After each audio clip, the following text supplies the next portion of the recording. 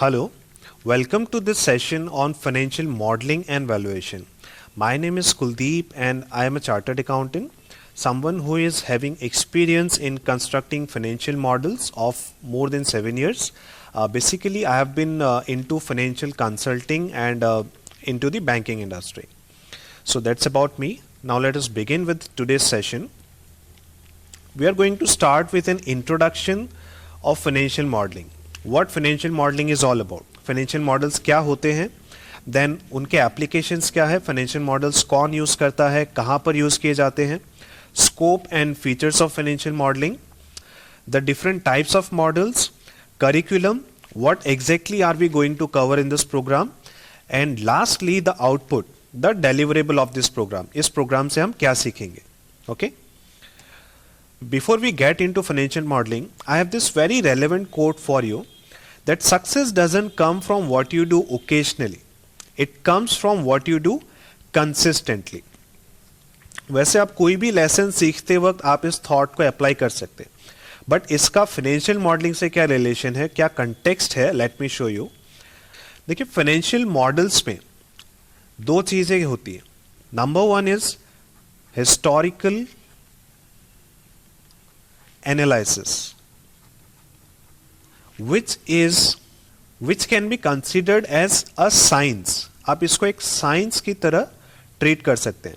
तो बेसिकली एक साइंस क्या होता है, आपने कोई भी टेक्निक, कोई भी मेथड आपने अगर सीखा एक बार, उसको जब आप वापस अप्लाई करते हैं in various scenarios under various circumstances, तो you expect identical results every time. Okay, so historical analysis में बेसिकली हम क्या करते हैं, we take the P&L statement, we take the balance sheet, basically annual report पर हम कुछ स्टडी करते हैं. What kind of study, ratio analysis, common size analysis, कुछ ट्रेंड या पैटर्न को ढूंढना. So that is covered under historical analysis. Okay, सो आपने अगर एक बार इसको सीख लिया, फिर चाहे कंपनी चेंज हो, चाहे इंडस्ट्री चेंज हो,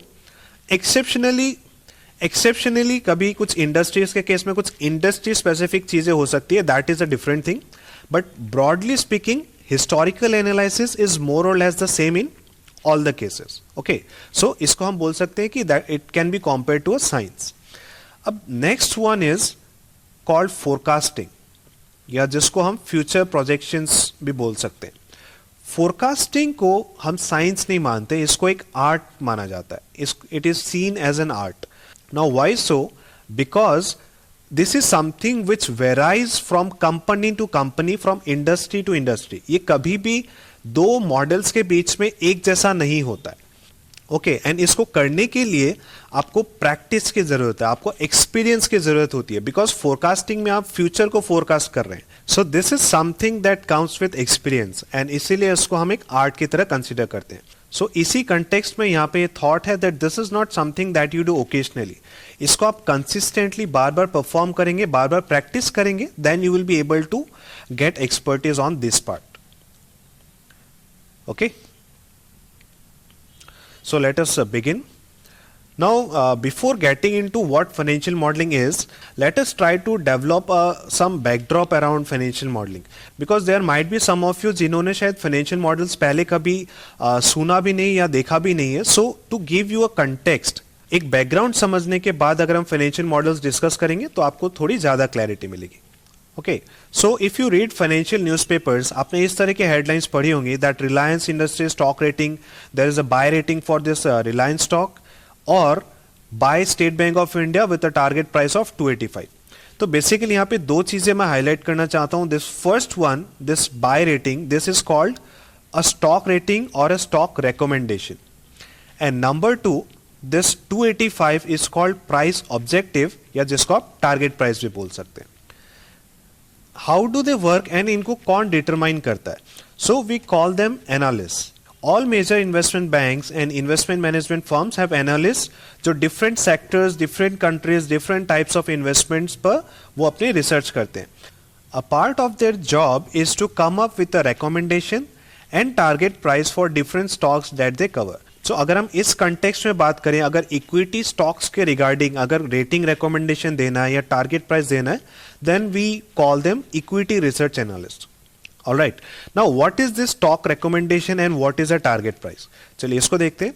stock rating basically three types की होती है. There are three types of stock recommendations. The first one is a buy rating. अगर आप स्टॉक मार्केट से एसोसिएटेड रहे हैं then you probably know this कि बाय रेटिंग कब दी जाती है. When the current market price of a stock is less than the intrinsic value of that stock. That is, the current stock price is less than the intrinsic value of the stock. Yes, so there is a upside potential. तो उस case में analyst क्या rating देंगे? अब buy rating, या इसको हम other words में बोलते हैं कि the analyst is bullish on that particular stock. Fine. And vice versa, इसका ऑपोजिट क्या होगा? That if the current market price is higher than the intrinsic value, मतलब इंट्रिंसिक वैल्यू से अगर उस स्टॉक की प्राइस ऊपर जा चुकी है, उस केस में the analyst will give a sell rating, मतलब he will be bearish on that particular stock. And hold या neutral rating कब दी जाएगी? अगर current market price और intrinsic value अगर एक range के अंदर है. Fine. So ये दो terms basically आप already जानते थे. ये third term नया हो सकता है किसी के लिए.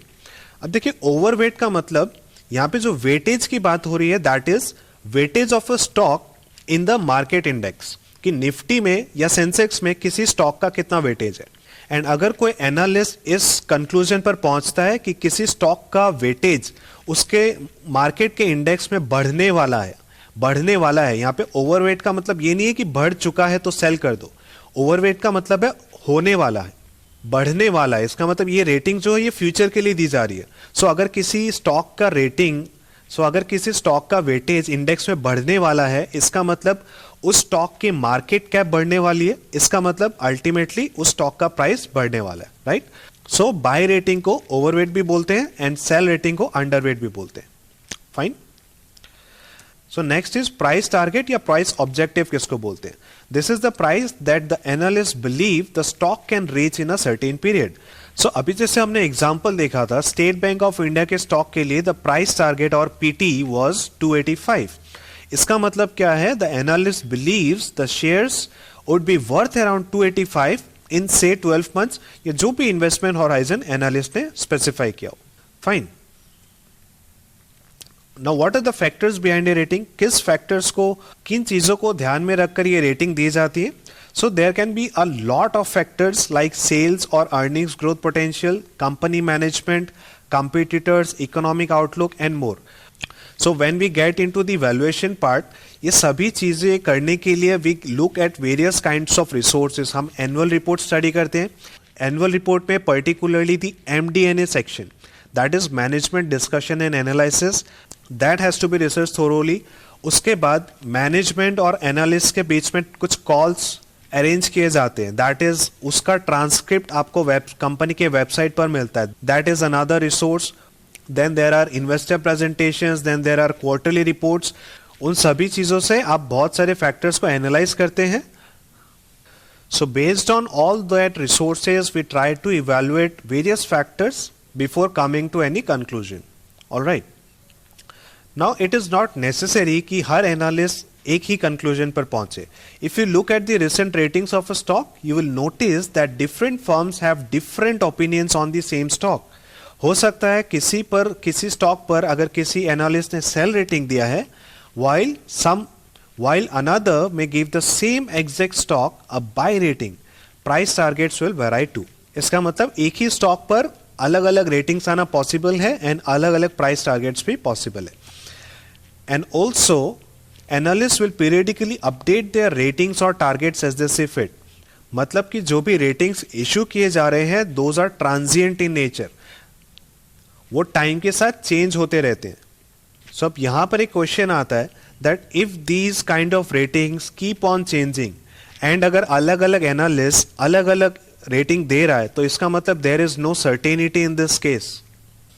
इसका मतलब there is a high level of uncertainty as far as this ratings are concern, and that is why it is said that there is no guarantee in the stock market. So it is important to know that the analysts are often wrong when it comes to these ratings. These are usually some pretty smart people putting together these reports, but at the end of the day it's still their best guess. So ultimately उन्हें भी एक estimate करना पड़ता है, एक guess ही करना पड़ता है that what is going to happen in the market. Because businesses and share prices can be unpredictable, they are in fact unpredictable, and no one can certainly guarantee anything in the stock market. So अभी तक हम सिर्फ stock market के ऊपर ही कुछ बातें कर रहे हैं, अभी तक फाइनेंशियल मॉडलिंग का टर्म भी मैंने यूज नहीं किया. सो इस पूरे सिनारियो में, इस पूरे बैकग्राउंड में फाइनेंशियल मॉडलिंग कहाँ छुपा हुआ है? That is hidden behind this thing here. इस गैस को करने के लिए, इस एस्टिमेट को करने के लिए जो टूल एनालिस्ट यूज करते हैं, that is nothing but financial models. The need for ratings. अब अगर रेटिंग्स गलत भी हो जाती हैं तो फिर उनको इश्यू क्यों किया जाता है? Because you can use these reports to get some outside perspectives and to form a well-rounded opinion on a company. You want to know the upsides and the downsides. So basically कोई भी investor in research reports को क्यों refer करता है? Because he wants to know that किसी analyst ने अगर upside potential बताया है या किसी ने अगर downside बताया है तो उसके पीछे का कारण क्या है, उसके पीछे का rationale क्या है, what is the basis behind that? Because these analysts have more resources to study than any retail investor. Okay, so in research reports को base मानकर an investor formulates his own opinions. He can use these reports to supplement his own research. Basically, ये research reports हैं, these are supplementary in nature. These are not substitute. Now, as an analyst, it is important to understand the lingo, that is the language, the terminology that they use, and the methodology behind such ratings, कि वो किस तरह से इन ratings को determine करते हैं. And that is what we shall achieve through this program. Now, although ये जो background जो example मैंने लिया, this is regarding the stock markets, but it does not mean कि financial modeling का application, that financial modeling का usage सिर्फ stock market से ही related है. सो अगर कोई एनालिस्ट अगर फाइनेंशियल मॉडल्स को यूज कर रहा है स्टॉक रिसर्च के लिए, स्टॉक वैल्यूएशंस के लिए, then he is probably an equity research analyst. And अगर कोई फाइनेंशियल मॉडल्स को यूज कर रहा है for let's say evaluating a proposal, then he might be a credit analyst. And अगर कोई एनालिस्ट किसी कंपनी रोल पर है, किसी कंपनी के पोजिशन पर है, then he might be a financial analyst. So whatever be the role, basically the structure, the fundamental of financial modeling remains the same, and that is what we are going to learn in this course. Now coming to what financial modeling is. So financial modeling क्या है? It is an abstract representation of a real world financial situation. मतलब real world में कोई problem है, कोई financial issue है जिसको हम construct करेंगे, जिसको हम represent करेंगे on a spreadsheet. And that will be called a financial model. So it is a theoretical construction of a project. It can be setting up of a factory, कोई infrastructure project हो सकता है, और a process, किसी policy या किसी scheme का implementation करना, and वो successful रहेगा या नहीं, that is also a financial situation. Or a transaction. A transaction can be a merger and acquisition transaction, a leverage buyer transaction, etc. on a spreadsheet that deals with identification of key drivers and variables and establishing a relationship between them. So basically जो भी factors आपके financial situation को, आपके financial problem को govern करते हैं, उसके पीछे क्या drivers हैं, उसके पीछे क्या factors हैं, क्या drivers हैं, उनको identify करना and उनके बीच में एक relationship establish करना on a spreadsheet, that is called a financial model. Scope of financial modeling. अब financial models को बनाने के लिए there are a lot of tools like spreadsheet, Python, Pandas, and there can be other platforms. But सबसे ज़्यादा जो use होता है that is a spreadsheet, and spreadsheet में भी and within spreadsheet जो सबसे ज़्यादा use किया जाता है that is Microsoft Excel. Next, there is a demand for more sophisticated financial models. Basically, जितना ज़्यादा sophisticated model है, उतना ही ज़्यादा उस model की demand है, and उतना ही ज़्यादा उस financial modeler की demand है जिसने उस model को बनाया. Now, अब यहाँ पर sophisticated models से मेरा मतलब है कि किसी sophisticated problem के ऊपर बना हुआ model. Okay, किसी simple problem को अगर आप कॉम्प्लेक्स फॉर्मूलाज लगाकर अगर एक सोफिस्टिकेटेड मॉडल बना देते हो देन उसकी डिमांड नहीं है. इनफैक्ट उसके तो जीरो डिमांड है. डिमांड उस केस में है जब कोई प्रॉब्लम ही कॉम्प्लेक्स है, प्रॉब्लम सोफिस्टिकेटेड है.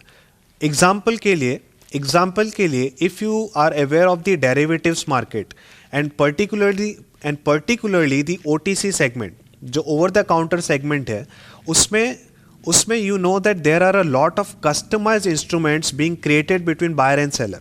वो अपने टर्म्स एंड कंडीशंस पर इंस्ट्रूमेंट्स को क्रिएट करते हैं। सो अब क्योंकि वो एक कस्टमाइज्ड इंस्ट्रूमेंट है, उसका कोई कॉम्पेरेबल अवेलेबल ही नहीं है मार्केट में, जिसको देखकर हम उसकी प्राइसिंग को डिटरमाइन कर सकें। सो इन केसेस में उस कस्टमाइज इंस्ट्रूमेंट की प्राइसिंग को डिटरमाइन करने के लिए a very complex calculation has to be made, and that can be done with the help of a financial model. Okay, and the usage of financial models, now usually जो financial models बनाए जाते हैं that are user specific, मतलब जो ultimate user है उसको क्या चाहिए, so user के expectation के according ही financial models का जो output है वो determine किया जाता है। सो इसका मतलब कि हर फाइनेंशियल मॉडल के पीछे एक अलग अप्रोच, एक अलग माइंडसेट हो सकता है। Yes, and this is why it is not recommended, it is not advisable to use someone else's financial model. किसी और के फाइनेंशियल मॉडल को यूजुअली पिक नहीं करना चाहिए जल्दी से। You should prepare your own financial model to solve your financial problem. Now I am saying that it is recommended, but ऐसा नहीं है कि दूसरे का मॉडल्स यूज़ नहीं कर सकते हैं। इनफैक्ट फाइनेंशियल मॉडल्स के टेम्पलेट्स के लिए तो एक अलग से मार्केट है जिसमें फाइनेंशियल मॉडल्स को सेल और बाय किया जा सकता है। मतलब कोई दूसरे ने फाइनेंशियल मॉडल बना दिया एंड उसको कोई और यूज़ कर सकता है। ओके, सो उस केस में you will have to bear some cost. So अगर आपको फाइनेंशियल मॉडल बनाने की मेहनत नहीं करनी है तो उसके लिए you will have to bear some cost. So दूसरे का मॉडल यूज करने के लिए ठीक है, आपको अपनी जेब तो ढीली करनी पड़ेगी, but at the same time उसमें आपको एक और कॉम्प्रोमाइज करना पड़ता है, that is regarding the flexibility. Because दूसरे का बनाया हुआ मॉडल आप अपने अकॉर्डिंग कस्टमाइज नहीं कर पाओगे, बिकॉज जिसने भी उस मॉडल को बनाया है उसका थॉट प्रोसेस, उसका माइंडसेट क्या रहा होगा, एंड आप उसको किस सिचुएशन पे यूज कर रहे हैं, that might not align properly. And usually जो सिनारियो होता है दैट आप किसी भी फाइनेंशियल मॉडल में सिर्फ इनपुट्स वाले पार्ट को चेंज कर सकते हैं, कैलकुलेशंस वाला पार्ट फिक्स रहता है। आप सिर्फ इनपुट्स को चेंज करो, कैलकुलेशंस अपने आप होती हैं एंड जो आउटपुट है वो आपको मिल जाता है। So basically you can not play around with the calculations as per your own wish. So that is a restriction or a limitation when you use someone else's model. So instead of that, if you create your own model, so you can customize it as you want, right? Now further getting into the scope, when the decision is complex, अब financial models को कब use करना चाहिए? जब decision complex हो, when the risks are high, when there is hardly any visibility of the results, when relative options are to be compared, or when no thumb rules are available. In all these situations, financial modeling should be done. Next, अगर आप किसी भी organization में, अगर आप इन सब departments में हैं, then also you can find application of financial models there. Now, किसी भी financial modeler की जो financial models बना रहे उनकी ऑर्गेनाइजेशन में कितने इंपॉर्टेंस है, दैट डिपेंड्स अपॉन कि वो कितना कॉम्प्लेक्स प्रॉब्लम को सॉल्व कर पा रहे। वो डिपेंड करता है कि उनके मॉडल के बेस पे लिया गया डिसीजन कितना सक्सेसफुल होता है। वैसे फाइनेंशियल मॉडल्स बनाते बनाते एक बात तो पक्की है, दैट जो फाइनेंशियल मॉडलर का जो बिजनेस एक्यूमेन है, बिजनेस की जो सूझबूझ है, वो काफ़ी अच्छे से डेवलप हो जाती है। बिकॉज फाइनेंशियल मॉडल बनाते वक्त उनको बिजनेस का एकदम छोटी छोटी बातों को समझना पड़ता है, जो कि सिर्फ मैनेजमेंट को पता होता है। Okay, so we can say कि फाइनेंशियल मॉडलर डिसीजन मेकिंग में भी सिग्निफिकेंटली कंट्रीब्यूट कर सकता है। नेक्स्ट, फाइनेंशियल मॉडलिंग सीखने के बाद आप उसको कहीं पर भी अप्लाई कर सकते हैं, किसी भी कंट्री में, there is no geographical boundary, and also किसी भी इंडस्ट्री में भी, अगर आपको इंडस्ट्री स्पेसिफिक नॉलेज है। Okay, and with the nature of businesses getting complex and uncertain, future should be good. अब जो स्टार्टअप का जो कल्ट चल रहा है, स्टार्टअप्स क्या कर रहे हैं, वो ऐसी चीज़ें करने की कोशिश कर रहे हैं जो आज से पहले कभी भी नहीं हुआ। सो उस तरह के केसेस को इवैल्यूएट करने के लिए जो अनसर्टेनिटी है, जो कॉम्प्लेक्सिटी है, वो काफ़ी ज़्यादा है, एंड दैट इज़ वाई उन केसेस में डिसीजंस लेने के लिए financial models is a must. Okay, so अगर स्टार्टअप्स का जैसे जैसे ये स्टार्टअप कल्चर और ग्रो होता रहेगा, फाइनेंशियल मॉडलिंग का स्कोप भी बढ़ते रहेगा। Applications of financial modelling, financial models किस तरह के डिसीजंस लेने के लिए यूज किए जाते हैं, जैसे कि मर्जर्स एंड एक्विजिशंस के लिए divestments, dissolution, then making an investment कि किसी कैपिटल प्रोजेक्ट में इन्वेस्ट करना चाहिए या नहीं करना चाहिए, determining the capital structure, company में कितना डेट कंपोनेंट रखना है, कितना इक्विटी कंपोनेंट रखना है, देन प्रोजेक्ट फाइनेंसिंग। सो इसमें बेसिकली हम क्या टेस्ट करते हैं कि कोई भी project adequate cash flow, sufficient cash flow generate कर पाएगा या नहीं लोन इंस्टॉलमेंट्स को रिपे करने के लिए। फाइन। उसके बाद joint venture use to calculate returns at various exit times. अब जैसे कि होंडा एंड हीरो का जो सेपरेशन हुआ, अब उसमें कौन से पार्टी ने किसको कितना सेटलमेंट किया होगा, that can be evaluated with the help of financial models. Bids and tenders, कोई भी कंपनी जब बिडिंग करती है तो उसके लिए फाइनेंशियल मॉडल्स कैसे यूज करते हैं, टू डिटरमाइन दी कॉस्ट, किसी प्रोजेक्ट को टेकअप करने में कितना कॉस्ट उनको आने वाला है, फिर उसमें एक डिसेंट मार्कअप ऐड करके वो अपने प्राइस को बिड करते हैं। Okay, and lastly, investments in technology startups, as I said, business alliances, supply strategies, pricing strategies, stock trading, commodity trading, forex trading, personal finance, and etc. So basically, summarize किया जाए तो financial model एक ऐसा tool है जिसको आप multiple scenarios में multiple decisions लेने के लिए आप use कर सकते हैं। Now coming to different types of financial models, सबसे बेसिक जो स्ट्रक्चर होता है that is called the 3 statement model. अब यहाँ पे 3 स्टेटमेंट्स का मतलब है income statement, balance sheet and cash flow statement. Okay, so अगर ये तीनों स्टेटमेंट्स को मिलाकर आपने अगर एक मॉडल बनाया है then that is a 3 statement model. और ये बेसिक स्ट्रक्चर होता है कि ये तीनों चीजें तो किसी भी मॉडल में रहेंगी। Okay, so this is the most basic form of a financial model. उसके बाद आता है डीसीएफ मॉडल। अगर आप 3 स्टेटमेंट मॉडल बनाने के बाद अगर आप वैल्यूएशन भी कर रहे हैं, that is valuing a company based on the businesses future cash flow, then that is called a DCF model, that is discounted cash flow model. Okay, next is project financing model. इसमें हम क्या करते हैं, financial viability check करते हैं, कोई project financially viable है या नहीं, मतलब वो सक्सेसफुल होगा या नहीं होगा। उसके बाद मर्जर एंड एक्विजिशन, इस केस में जो सेलर है वो मॉडल बनाता है ये डिटरमाइन करने के लिए कि क्या प्राइस कोट किया जाए अपनी कंपनी के लिए, अपने एसेट्स के लिए, and on the other hand buyer model बनाता है ये चेक करने के लिए कि जो प्राइस सेलर ने कोट किया है वो जस्टिफाइड है या नहीं। Fine. LBO stands for leverage buyout transaction. अब इसका मतलब क्या है कि जब किसी कंपनी को खरीदा जाए, दैट इज बाय आउट, अगर किसी कंपनी को बाय आउट किया जाए with the help of debt, that is loan लेकर, then that is called a leverage buy out transaction. देखिए वैसे भी किसी पूरी की पूरी कंपनी को खरीदना requires a lot of money. So let's say अगर 30% एज अ इक्विटी अगर इन्वेस्ट हो रहा है, 70% अगर बैंक से लोन लेकर आ जाता है, लोन लेकर फाइनेंस किया जाता है, then we will call it a leverage buy out transaction. But bank किसी को भी इस तरह से पैसे क्यों देगा किसी कंपनी को बाय करने के लिए? ओके, सो उस केस में बैंक को कन्विंस करने के लिए एक फाइनेंशियल मॉडल बनाया जाता है कि किस तरह से जो भी नया मैनेजमेंट रहेगा वो कैसे उस कंपनी को रिवैम्प कर सकता है या कैसे और इंप्रूव कर सकता है, सच दैट कि वो कंपनी, वो बिजनेस सफिशिएंट कैश फ्लोज को जनरेट कर सके एंड उस लोन को रिपे कर सके। Okay, and lastly option pricing models, तो ये कंस्ट्रक्ट किए जाते हैं ऑप्शंस के प्राइसेस को कैलकुलेट करने के लिए on the basis of binomial model या फिर on the basis of black-Scholes model. Fine.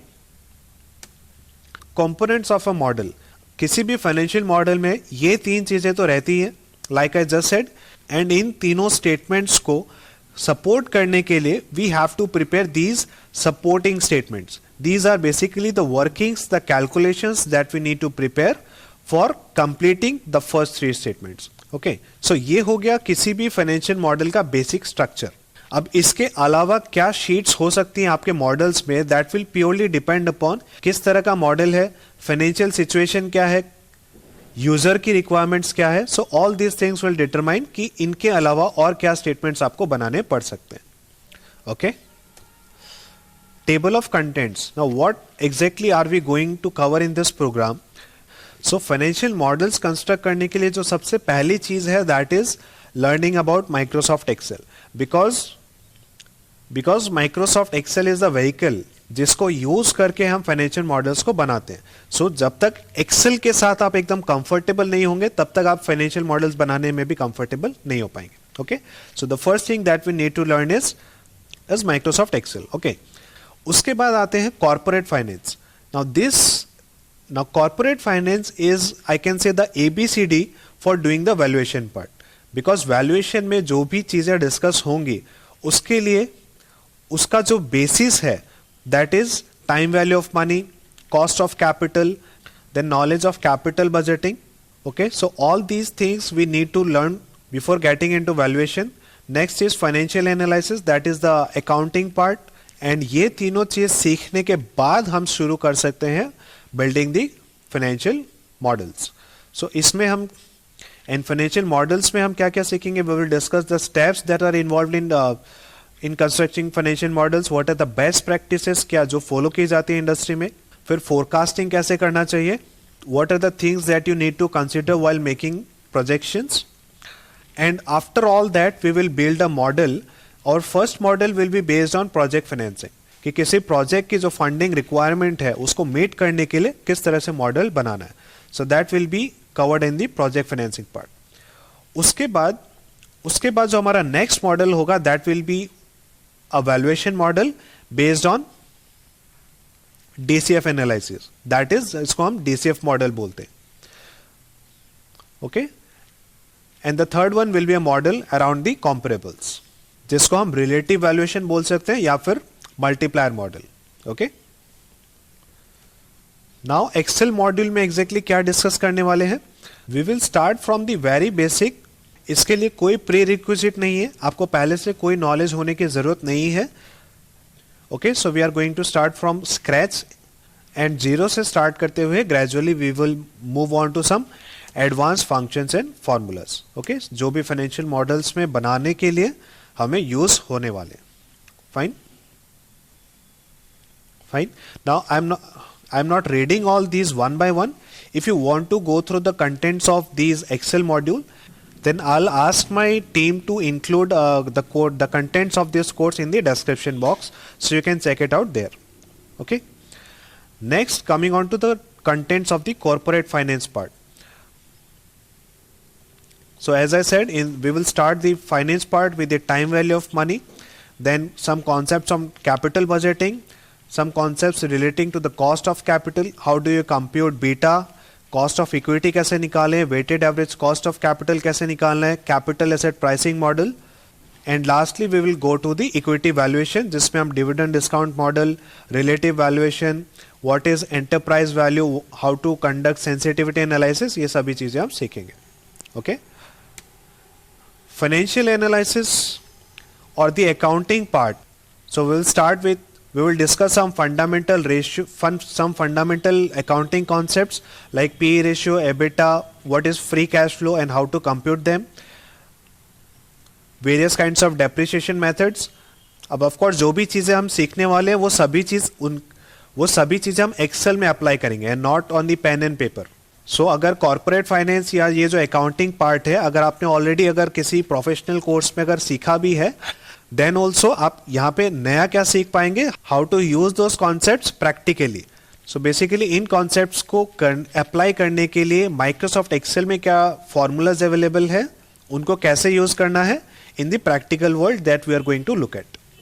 उसके बाद preparing and interpreting income statement, balance sheet, cash flow, fund flow statement, a discussion around working capital and finally the ratio analysis. Okay, यहाँ पे मैंने बहुत details में mention नहीं किया है तो आप डिस्क्रिप्शन बॉक्स चेक कर लीजिए, वहां पे आपको ये सभी चीजें एकदम डिटेल्स में पॉइंट बाय पॉइंट आपको मिल जाएंगे. Fine. What you get in this program, you will be provided with video lectures, study material जो भी चीज़ें हम रेफर करेंगे थ्रू आउट दिस प्रोग्राम वो आपको पीडीएफ फॉर्म में अवेलेबल की जाएंगी, एक्सरसाइज शीट्स जिस पर आप एक्टिविटीज परफॉर्म करेंगे, and lastly a certification on successful completion of this programme.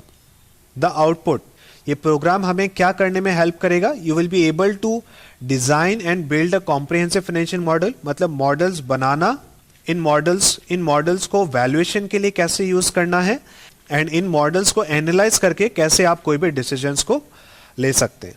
That is what we are going to learn in this course. So who should pursue this course? Now this is meant for graduates from all the fields. जरूरी नहीं है कि आप एक commerce graduate ही हो। उसके बाद if you are if you are doing any professional course, या तो आप उसके स्टूडेंट हैं या फिर आप ऑलरेडी इस कोर्स को, या फिर आप प्रोफेशन का आप मेंबर बन चुके हैं, then also you can pursue this course. And professionals not only जो जॉब में जाना चाहते हैं, but this is going to be relevant also for those जो अपना खुद का प्रैक्टिस करेंगे, because project financing practice field में एक काफी अच्छा वैल्यू एडिशन है। ओके, सो अगर अकाउंट्स एंड ऑडिटिंग से अगर आप अपना ब्रेड एंड बटर अर्न कर रहे हैं, देन प्रोजेक्ट फाइनेंसिंग से हो सकता है आपको मलाई वाला काम मिल जाए। Okay, because project financing is a premium service and इसके लिए आप प्रीमियम चार्ज कर सकते हैं। ओके, एंड इसके और भी बेनिफिट्स है, लाइक डायरेक्ट मैनेजमेंट से इंटरेक्शन करना, एंड सिर्फ प्रोजेक्ट करने के बाद आपको उस कंपनी के बाकी काम भी आपको मिल जाते हैं। सो इस तरह के कई बेनिफिट्स हैं जो कभी फुर्सत में मैं आपको गिना सकता हूँ। फाइनेंशियल कंसल्टेंट्स, इक्विटी एनालिस्ट और इन्वेस्टमेंट बैंकर्स। सो अगर आप इन रोल्स में जाना चाहते हैं, then also you can pursue this program. So that's all for this session. Thank you so much for your time.